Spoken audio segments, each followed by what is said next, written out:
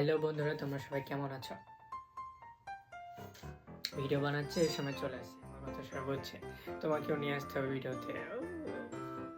এই যে সিজুকা, হ্যাঁ যাও, থাকবা না? ওকে, চলে গেছে। তো যেটা বলছিলাম, আমি কিছুদিন আগে একটা ক্রিসমাস ট্রি ক্রাফট করেছিলাম। তো সেটার উপর একটা আমি জায়গা রাখছিলাম যেখানে আমি এই স্টারটা বসাবো।